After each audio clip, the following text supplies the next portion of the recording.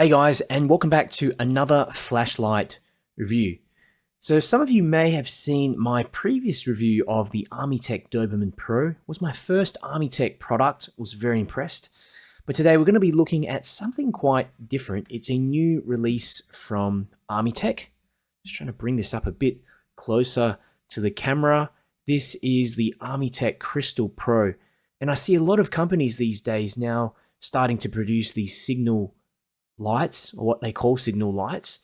But Armytek have taken things a step further with the Crystal Pro, and I believe they've transformed it into a genuine multi-purpose light that you can use as a general EDC. You can use it as a signal light, even a headlamp on your bike as well. The really cool thing is that it has this brake light function, so there's an onboard accelerometer as well that you can use. It just attach it to the back of your bike to alert people that you're braking. You can also use it as a work light, connect it up to a power bank, keychain light. There's really a whole bunch of different functions with this light at what I think is at quite an affordable price for most people out there. So make sure you hang around if you want to find out more. So this is the box that the Armytek Crystal Pro comes in, and when I got this in the mail, I was thinking, geez, did they forget to include the headband or something? I just thought that maybe they put the light in there, they forgot to send everything else, but surprisingly, they've managed to fit the headband, which I've attached onto the light itself. Not only that, you've got this other mount here, which attaches to the light and then straps onto your bike. And they've also included a lanyard and instruction manual as well. So just show you the box quickly if you want to pause the video, have a read of the specifications and things like that here on the box. So here's a little size comparison between my Armytek Crystal Pro with a bunch of Rovivon lights, the E1 and the A1 here, as well as a clip light here from Next Torch. And look at them side by side. They're all pretty similar in size, except for that one's, it's definitely a lot smaller. But, the look of it as well, it looks quite different. The others have a dedicated area on the front, some type of lens, okay? But this one doesn't really have a proper lens. There is a convex cutout here just in front of the LEDs, okay? But everything inside is visible, and there's a whole bunch of these little attachment spots here on the side of the light. You can attach a lanyard, you can attach the bike mount here, got the mount for the head strap as well, okay? So it does allow you to use this light in a variety of different purposes that you just don't find with these other ones. A little close-up of the Armytek Crystal Pro, and the external housing appears to be made of some type of polycarbonate ABS material. And like I was mentioning before, you have a variety of these mounting points here on the side. It's for the bike mount. You've got the lanyard, a couple of points here to attach the lanyard. Okay, you've also got this head strap here. You just feed through the clip. Overall, it feels really sturdy, robust. Feels like it's going to be able to handle a few solid drops. That large sort of steel clip on the back is really good as well if you're going to attach it to your belt, your pocket. You can also attach it to the front of your cap and have like a downward facing work light. This would work really well as a bag strap, just adding it onto a bag strap facing forwards. Okay. And, looking at the front of the Crystal Pro, you'll see that there are a bunch of different LEDs. I almost missed out on these two here, but those are two additional red LEDs. But that's the main red LED, and that's the white LED here on the side. And these two red LEDs don't actually activate unless you have the accelerometer enabled. I'll show you how that works in a moment. And I tried to look up some details of the LEDs. I couldn't find anything about them. I do think they look more like LEDs found on those low-powered flashlights. Okay, they've got a proper dome on each of the LEDs, and they're around the same size as one that you see in normal flashlights as well.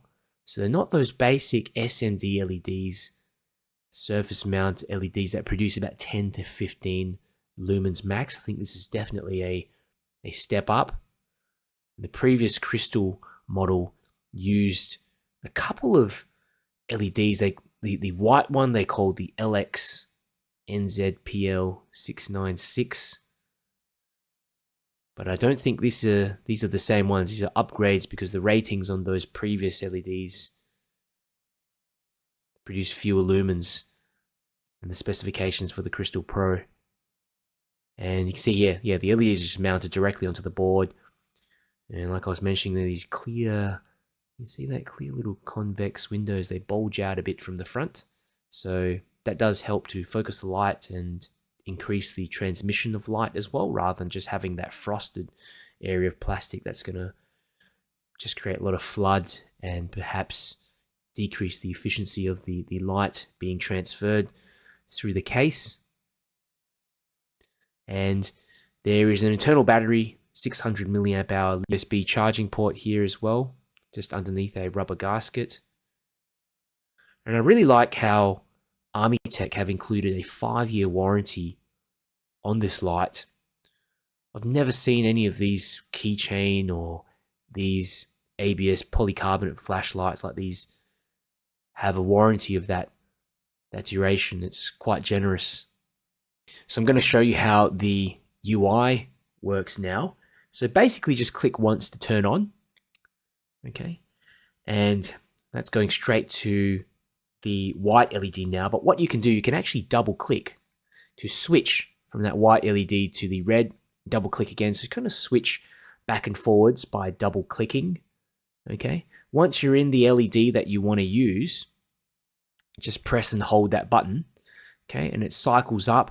There's 3 different brightness modes in there, 3 additional brightness modes. You've got 2 different beacon modes as well. So this one just flashes. What else do we have in there? Like a brighter, flashy mode in there as well. Okay, and then it just sort of cycles through. 2, 3.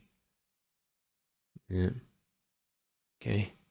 So yeah, that's like a brighter kind of beacon mode. Press again to switch off. Now, if you press it to switch on again, it actually remembers the last mode that you were in. So if you have a commonly used mode and you just want to program it in so that it remembers, it's good to know.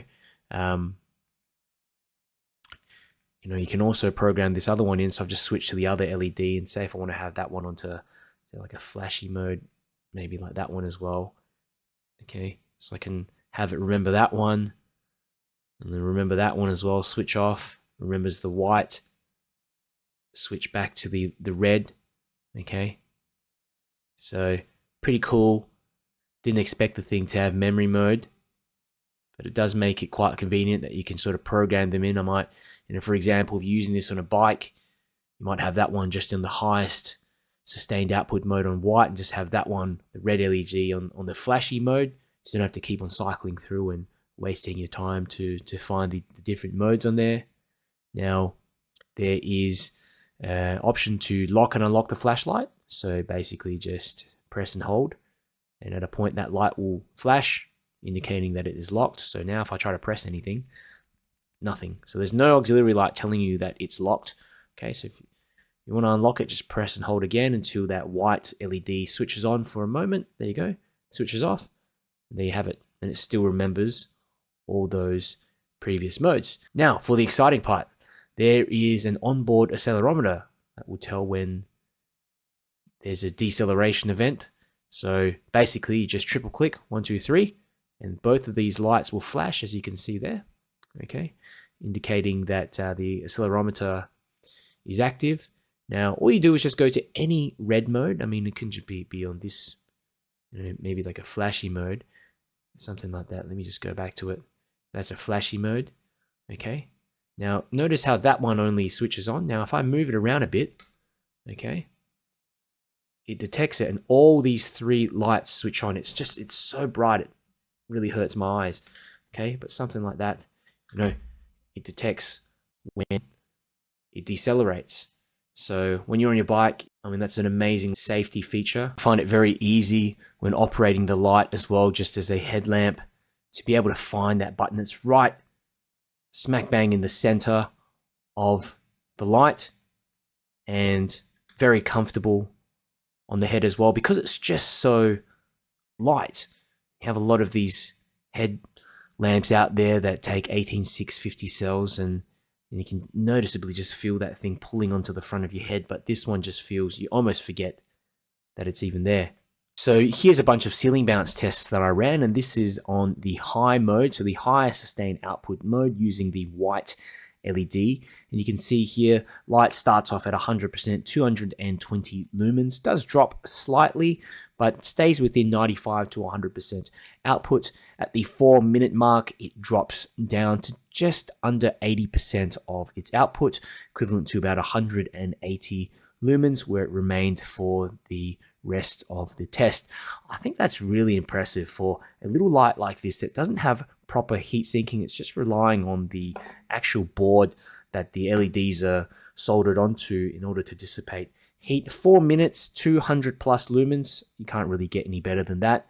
You wouldn't want to push it any further as well, because you probably cause some damage. This is another test that I ran on the high mode with the red LED. And interestingly, switched that light on, it did drop about 10% in outputs, but pretty much just maintained that output for the rest of the test. Also ran a bunch of tests with my Opal Light Master Pro at 1 meter, and you can see here with the white LED, I measured 17 meters of throw on the high mode. Pretty impressive for a little light like this. Doesn't even have a proper lens on it or anything like that. CRI was 77, and the CCT was 7,118. So pretty high. It was a little bit lower on the medium mode, but again, this is more of like a visibility light rather than more, color recognition, focusing on color recognition. On the red mode, I only got a reading on the highest mode, so that was 5 meters. Okay, on all the other modes, I wasn't able to get a reading. It was just not bright enough, even at the 1 meter mark. Overall, the Crystal Pro produces a very floody beam.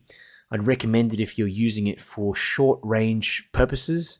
The white LED does have some significant throw considering the size of the light, but again, it's not going to get you past about the 10-15 meter mark. I'm going to see anything significant past that point. Okay, so for a general bike light where there's not much light around you, you don't need to see too far into the distance. It's going to be absolutely fine. Same with an EDC light, a work light. I still think compared to some other signal lights, some of these SMD LEDs out there, it's way brighter than all the rest. And it's got to be something to do with these LEDs that they're using in here. They look like proper LEDs rather than those cheaper surface mount ones that produce really low output. Some considerations you'll need to be aware of: this does not have a replaceable battery, so it's just got that lithium polymer cell in there, and it's plastic construction as well. I know some of you prefer kind of metal flashlights. Okay, it's still quite durable, perfectly acceptable for the price point. Metal dissipates heat a lot better, but at the same time, having that plastic construction makes it very light when you're using it as a headlamp, and I can tell the difference when I'm using this and any of my other aluminium tube style headlamps out there. Another consideration is that it produces 220 lumens, as I mentioned. Quite impressive for a light of this size, but it's not going to be comparable to, say, a basic 14500 cell tube light out there. A lot of those produce around 700 lumens, but they don't have that functionality to be used as a headlamp, a bike light. They don't have all these other red modes, and accelerometer as well if you're using it as a bike light. So there's the possibilities that you can use this light are just considerably more than just a normal tube flashlight. Another thing that kind of bugged me a bit is this micro USB charging. A lot of lights these days have USB-C charging these days. It's not a deal breaker, but it does make it slightly inconvenient because I got a lot of my electronics that just cater towards USB-C. Overall, I think the Armytek Crystal Pro is a great example of a high quality, budget-friendly, multi-purpose light. And I just love how light and versatile this thing is. You can use it around the house, camping. There's an EDC light on your keychain, a signal light as well. If you just have it flashing and attracting attention, you can use it as a brake light. You know, that's something I've never seen on a light as well. A accelerometer, you know, and also as a front light for your bike, just attach it to the front of your bike. So if you're interested, check out the link in the description. You'll be able to get a special discount with my code from the Armytek website. If you have questions, let me know in the comments below and I'll get back to you. If you enjoyed this video and you found it useful, do me a favor and click the like button. It just helps me to get the video out to more people. It doesn't cost you a cent. And if you want to keep updated with the latest flashlight reviews and news, make sure you subscribe. Got the Armytek Crystal Pro. I'm going to go for a little stroll so you can see the beam pattern from the distance. I'll go on the both modes, white and the red mode.